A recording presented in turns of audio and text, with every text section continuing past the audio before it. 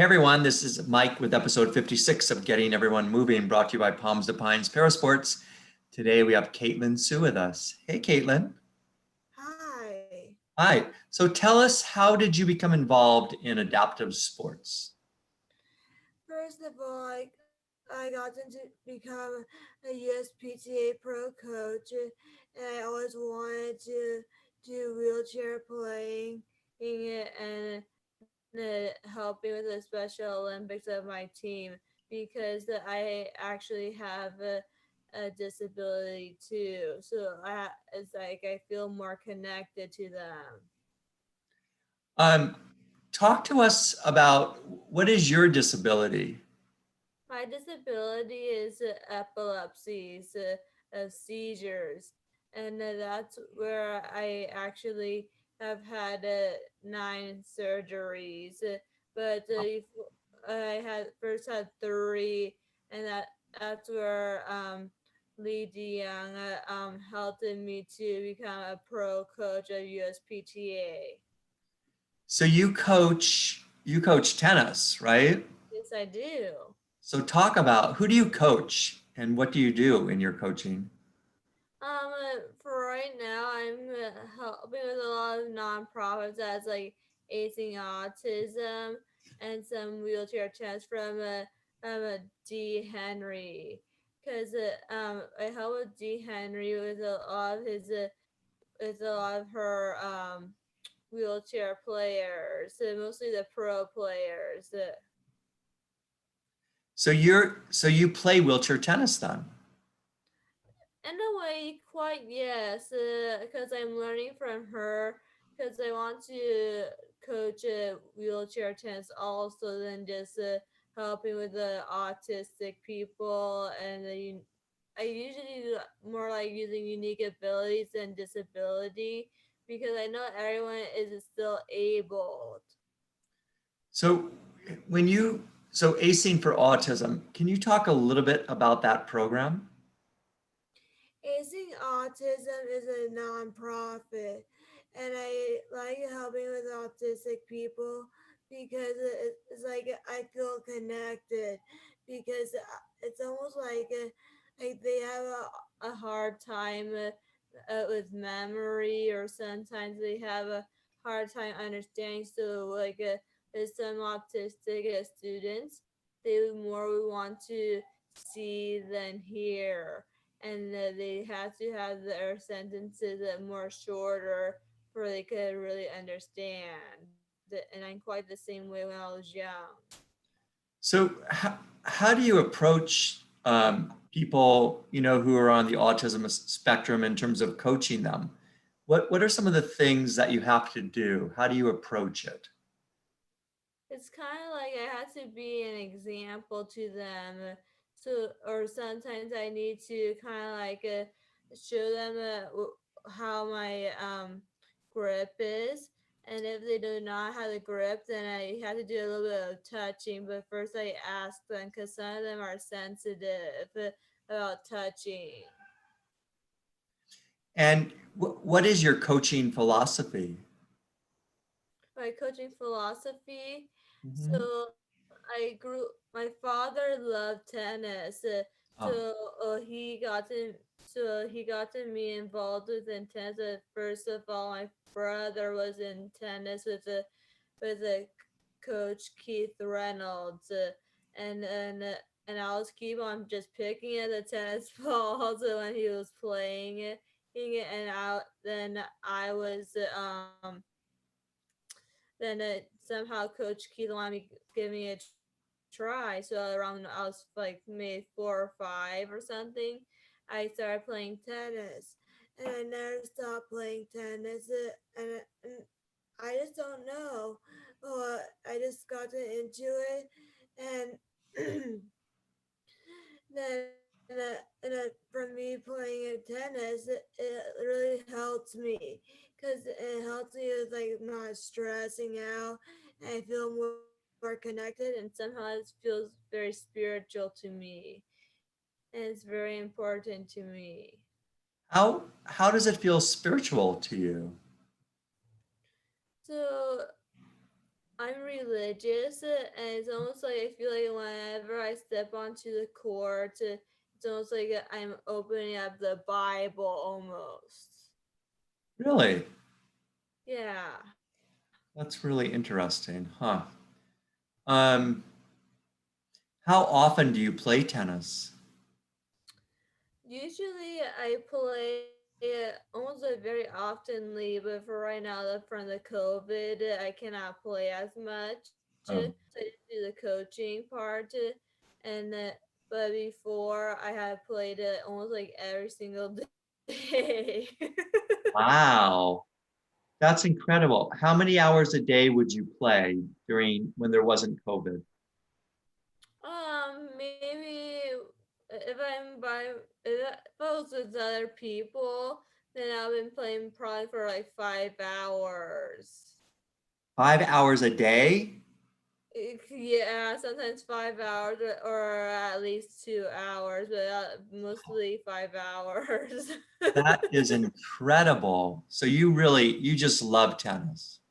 Yeah, and that's why I got into it because like my story was that I was in El Camino. I was on their team, and then some stranger was on their swim team at El Camino College, and he wanted to learn tennis, and then that's where I thought I should get a tryout at Wilson Park and Recreational in Torrance, and then that's where I gave it a try, and then I told my parents I want to turn out to be, yeah, a tennis coach, and then that's where I got into no, oh, Lee DM, and he's the one that really respect and being very appreciative because he helped me a lot to turn out to be a USPTA pro coach, and I'm the first one in the whole wide world of me having seizures and that I don't have my full brain. Do you compete against other people? I compete in Special Olympics, and I think maybe yeah 2 years ago competed, and it was my first time. And then I was so surprised about it that I got to be invited to compete for the United States. It's and they only choose 33 people of Special Olympics, and then and they were it gave me like a tryout kind of. They were putting me into the top level, and then that and usually that's not a typical thing because like I was talking to a lot of the players and they were telling me they had to start from the bottom, but I went straight to the top of the Wow. Special Olympics. So have you played in other countries or just throughout the United States? Sometimes I was playing tennis in Hawaii sometimes. Wow. That's great. That must have been so much fun for you to travel. Yeah, it is fun because Hawaii is my home. So, because my Okay.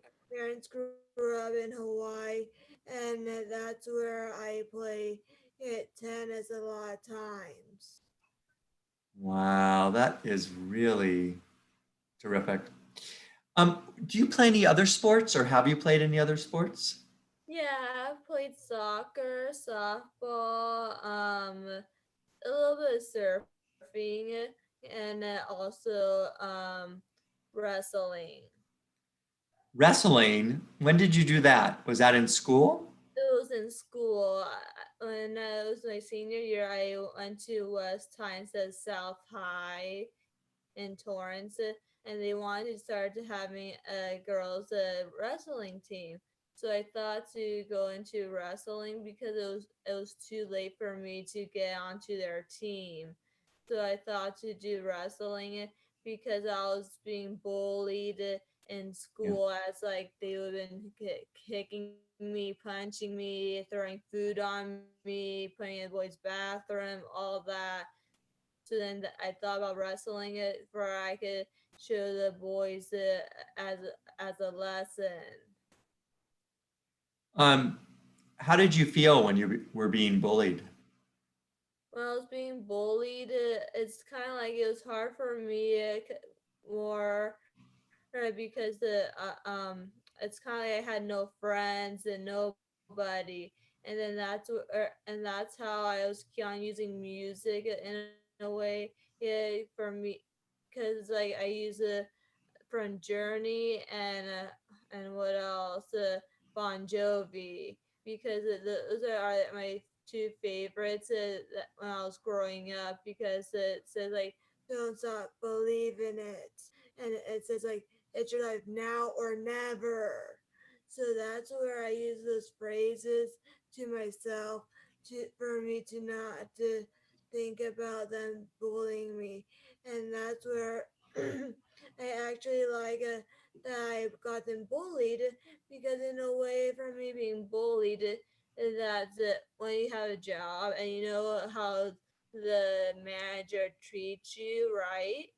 That's where it's like if I have a job, I don't care, or I could just handle it myself, because for me being bullied. So in a way I had a benefit within it. How did the bullying stop finally? It never stopped It at never South stopped. High. And that's why my mother was nice enough to do a lot of effort for me to go to West High. And I went to West High because there was a few people that I knew from a private school, because I started within private schools. Okay. Yeah, that's horrible that you were bullied. I'm sorry that happened to you. That's okay. Not, not good. Why do you think it's important for everybody to be able to play sports?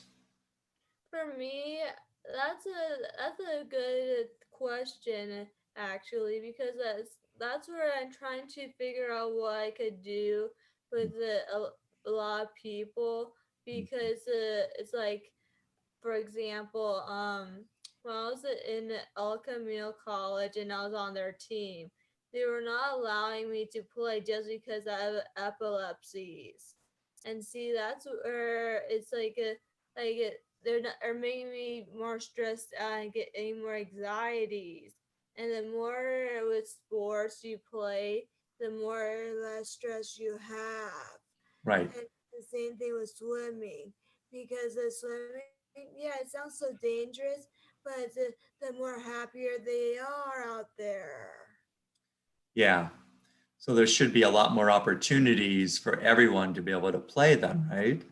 Yes, and that's what I'm trying to do within a lot of the nonprofits, and that's what I'm trying to do to be an inspirational speaker to tell everyone that they're still able to, and then that's it, and that's why I like using more of unique abilities, because sometimes a friend of mine, Mhm. like he is like almost like he's good at cooking, so it's like he's meant to be a chef, and that's how it is, because with a lot of people with it having disabilities, somehow I feel like it's just like they already know what they want to that they're meant to do or be. So what are some of your goals? Beside being, a really great coach, of course. Well, my biggest goal is to be an inspirational speaker, Okay. because I And really like inspiring people, and that's my biggest goal. so what are some of the things that you're doing so that you can be an inspirational speaker? That's where I was talking to some of the USTA or USPTA people, and Uh-huh. then that's where they gave me it gave me USPTA, and then they gave me the emails and names that for me to do some of my speeches Yeah.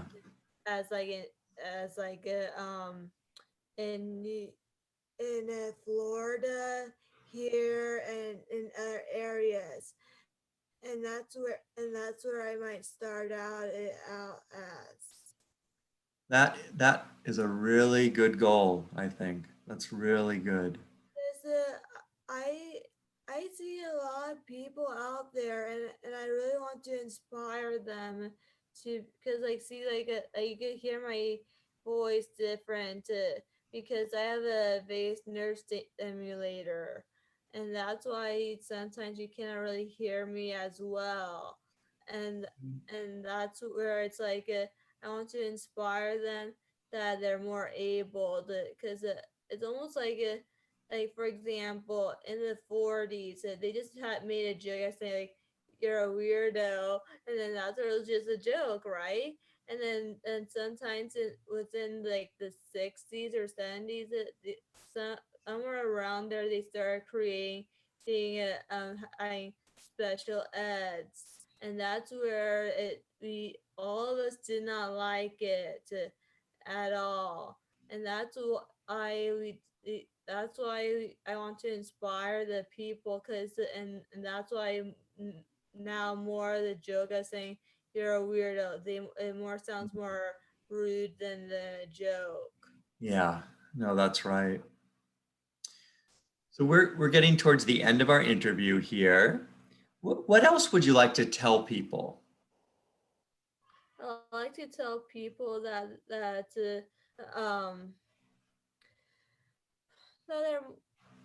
everyone is very important to me, because I'm quite a humanity person, Mhm. and that's why I actually have been creating a product actually to help people within in their rackets actually, because I have made a product it's like moisturizing. Oh, So with the moisturizing, so they could and I created a product. It's like I don't know what the next step is, but I just made the product myself, and it works actually. Cause I have some friends from Torrance that plays tennis a lot, and she tried it out, and it actually works of moisturizing for their strings, because not everyone has money, right. and right when they come back from the COVID, everyone no, it's not everyone doesn't have the money, so then they could just buy like the moisturizer, and they could moisturize their strings instead. That's great. Well, Kaitlin, Sue, thank you very much for your time. Really good interview. Thank you so much too.